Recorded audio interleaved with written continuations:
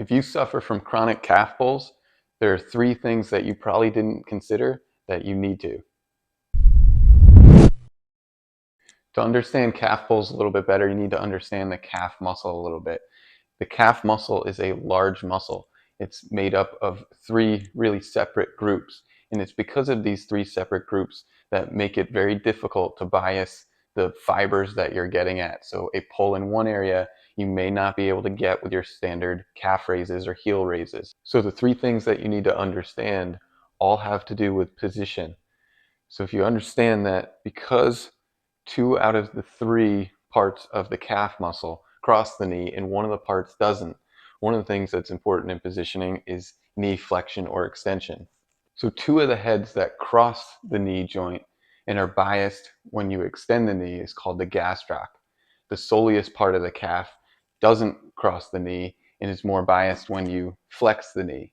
So by extending the knee, we can create a bias on the fibers that cross the knee, or the gastroc, and by flexing the knee, we can create a bias on the soleus fibers, or the fibers that don't cross the knee. The other part has to do with rotation. So if we rotate the tibia in or out, or we do what's called ab or adducting the foot, we can then also change the bias on the fibers as well. It basically has to do with rotation of the knee in and out, or rotation of the foot in and out. And the third position has to do with the lower insertion. All of this muscle comes down through the Achilles and inserts on what's called the calcaneus.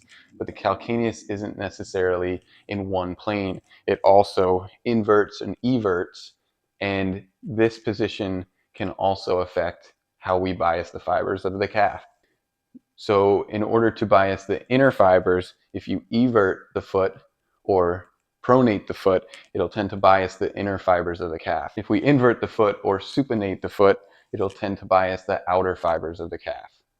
This is why doing heel raises on a flat surface with your knees straight all the time may not be hitting the fibers that are pulled.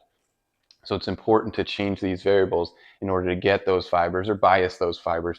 So if you've chronically been doing heel raises but seeing no progress, or you get progress and then as soon as you go back to your sport or activity, you keep pulling them again, you may want to adjust these variables to try and help bias the correct fibers that need that load to heal.